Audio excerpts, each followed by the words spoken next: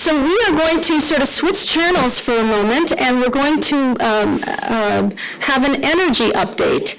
And this was actually the idea of one of our board members, Harun Rashid. Energy is so central to all of the countries of the Middle East, and certainly all of everyone, right? And so we thought it would be interesting to sort of talk about, to give everyone, our visitors from the Middle East, an idea about the domestic outlook, the way the U.S. is, what's going on in the U.S. with energy. And we're happy to have Morgan O'Brien here, who is going to give a brief update about the domestic outlook on energy. And Morgan, did you want to speak first, or did you want, since you're here, if you want the program, if you want to go according to the program, then we will. We thought we were not going to have you. So Morgan O'Brien has been he's the CEO of Peoples Natural Gas.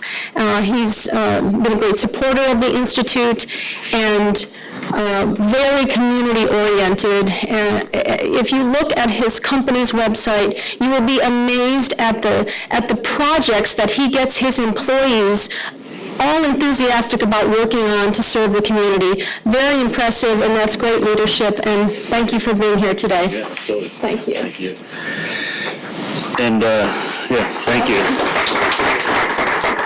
So I feel like we're the rookies here, right? We're talking to the leaders of the world in energy. But, I was born and raised here in Pittsburgh, and my career, I spent probably 20 plus years running the electric company here in Pittsburgh.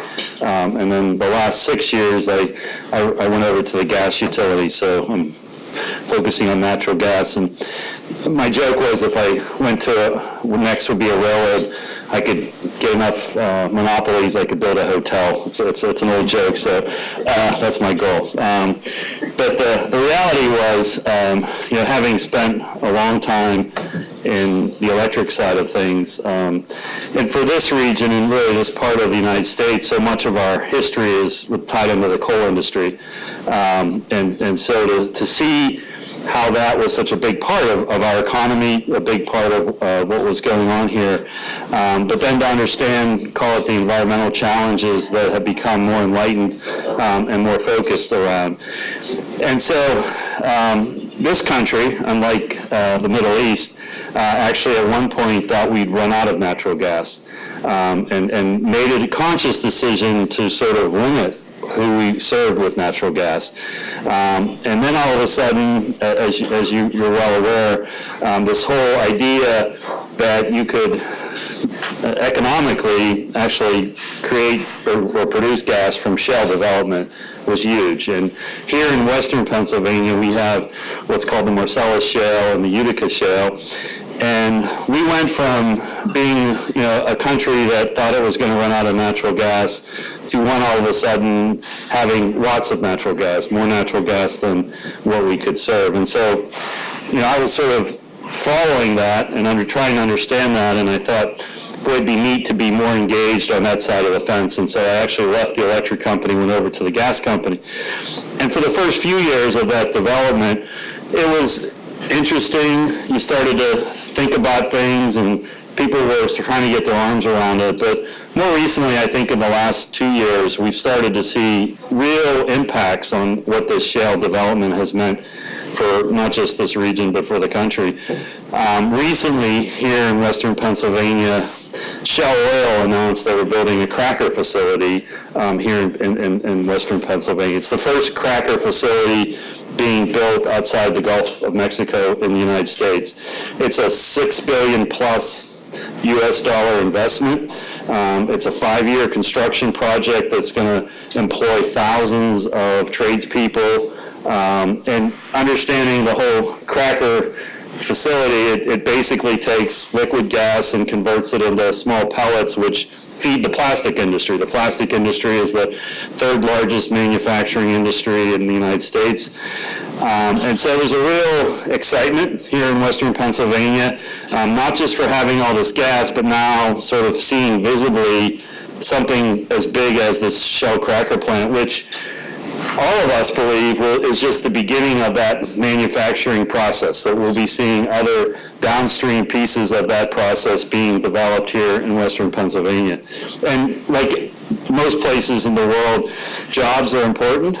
Western Pennsylvania, we have a culture of having a very hardworking, a good workforce, and a lot of those folks have seen sort of the rug pulled out from under them as the coal industry was going away.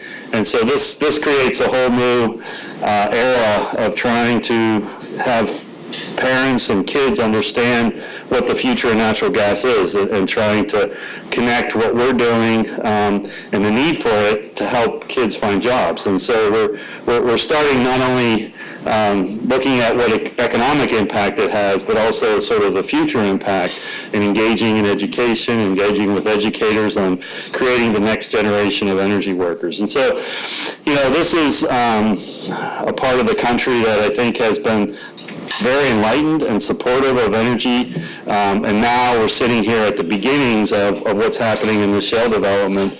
And for somebody like myself who's been involved and sort of felt the pain and watched the change going from almost abandoning coal to now where we start all over again with the natural gas side of it, and to see investments like Shell Oil is making here in Western Pennsylvania is pretty dramatic.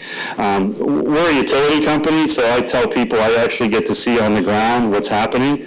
The other phenomena that's going on is that because sort of the combination of we're legislatively and regulatory eliminating coal or reducing significantly the amount of coal we rely on, one of the challenges we have is our electric grid becomes less reliable. And we're starting to feel the pain of having those coal plants shut down and not having, call it the next generation of electricity really ready to go. And so we're starting to see on the ground floor here people looking at microgrids, which is a new evolution of how electricity, gets delivered. And it's looking at either a college campus, a hospital campus, it could be a technology park. People who depend on energy, need reliable energy, are looking at creating their own electric system. And with this gas, what it's been able to do is to build the business case for doing it. We're starting to see people looking at putting combined heat and power, fuel cells, other types of gas technology that can power a building, a facility, even a campus, to become off the grid. And what it's evolving to is it puts less pressure on the grid, and as we sort of wean ourselves from the coal, that helps with the reliability of the grid as well. And so we're seeing, I'll say, policymakers, regulators starting to get behind supporting that, which is really, really positive. So sort of watching, an industry that's looks the same for so long, all of a sudden over these last few years go through a pretty quick evolution, and we're just at the beginning stages of it, whether it's in the manufacturing side or how people are using this gas. The city of Philadelphia has adopted an energy strategy that also looks at liquefying the gas and including shipping the gas overseas to become more competitive. The other side of the coin is there are many of these large oil and gas companies building very large pipelines, which is becoming more and more of a challenge for them, getting the right-of-ways and the ability to put those pipes in the ground. But they're building pipelines that take the gas and move it to where populations are and people need the gas. So, again, for I'll call it a sleepy industry that has just sort of gone on the same way for many years here, the shale gas is changing how people think about energy. It's changing how people think about not just the gas itself, but what we do with the gas and how it's able to create manufacturing opportunities. It's creating microgrid opportunities, changing how we even deliver electricity. Pittsburgh, which is hard to believe, is a city that has prided itself actually for a long time on innovation, being a leader in innovation. We've had some great companies headquartered here who are leaders in their industry and thinking of innovative ways. So I think with the universities that we have here as partners, our company partners with both Carnegie Mellon University and the University of Pittsburgh on trying to be a leader in what we do with the gas, how we deliver the gas, dealing with the environmental issues of not just fracking and drilling the gas, but also how it gets delivered into people's home and becoming more aware of what challenges we have from an environmental perspective. So it's probably as exciting as an energy can be, and I think people are just truly at the beginning of it, thinking how it's going to impact their business and how it's going to impact how they think of things in the future. And and so it's interesting to sit down and help people think that through. But the other side of it is we're truly just at the beginning here, and we're just starting to get our arms around at how much gas we have and what are all the advantages of taking it out of the ground here. Because one of the basic economic differences that for the first time in this country history, the price of natural gas is cheaper in western Pennsylvania than it is in the Gulf of Mexico. And for years, that's where all of the gas in this country came from. And you could do simple math and figure out how far you had to pipe it to figure out what it would cost you in different places. Now, for the first time, gas is literally cheaper here than at the Gulf. And so the idea of people coming here who need energy, people opening up facilities here to utilize that natural gas resource is exciting for the region. And you'll hear people talk about it. You'll hear people talk about the opportunities around it. And I think, we're all sort of at the beginning stages of it, but it's sort of landed, I'll say, in a meaningful way with Shell's announcement of the cracker. It was $6 billion. It's in U.S. dollars. It's one of the largest manufacturing plants built in the state of Pennsylvania in our history.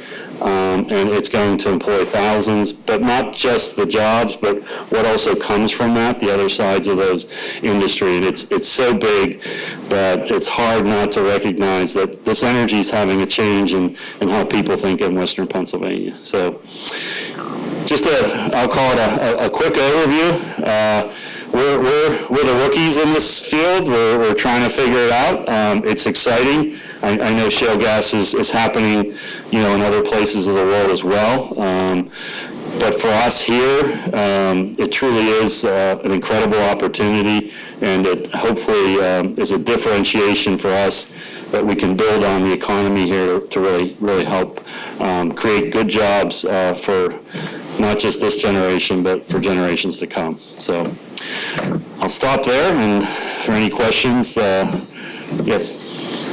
To put it in the medical terms, what's the life expectancy of Shell gas in Pennsylvania? So every time any of these folks do these estimates, they keep changing, right? And there's actually two formations here. There's the Marcellus, which is the top layer. And so they have pretty good science around that one, but even that one's evolving. And then beneath it is Utica. So it's anywhere from 20 to 40 years, between the combination of those two. But even that, depends. We live in a political country, right? The state, we do. Just thought I'd break that news to you. The state of New York actually doesn't allow the fracking of natural gas, and they're part of, the Marcellus reserve. So, what happens there, obviously, is an important issue.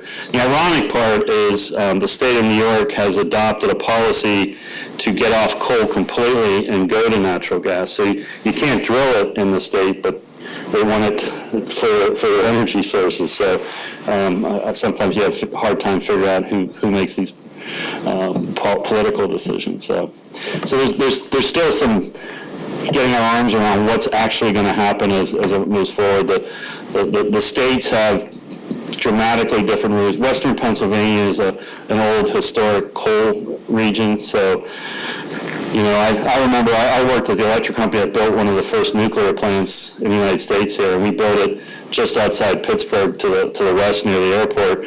And the community we built it in would have held a parade for us because they realized how many jobs it meant. there are other places you couldn't come near their neighborhoods. So, I think we have a different viewpoint on some of these issues, and particularly with I'll call it the focus around jobs and the blue-collar jobs that provide lots of people opportunity. So, yes. I just have a comment. In places where they have unpredictable power grids, you find a lot of microgrids. And I will actually say that I lived in one of those. Okay. I lived in Beirut. And Beirut was filled with microgrids. My gut feeling is there are a lot of people in this room who can actually tell you about using microgrids. Absolutely. In exactly the same way as many of the people in this room use cell phones long before we did. Sure. Primarily because they didn't have the money to put in infrastructure. Absolutely. Something else. Yeah. So oddly enough, I think the developing world has some lessons to actually teach the developed world. No question. Yeah, I think in this area especially, we as I started this, we're the rookies on the baseball team here in the gas world, and there's a lot comments from these people in this room, right? Sure, yeah, and a lot of lessons for us to learn. I mean, I think that's why events like this and organizations like this are important. It's the exchange of ideas both ways, right? And I think obviously supporting this and being a part of this, we hope to learn from it as well. So.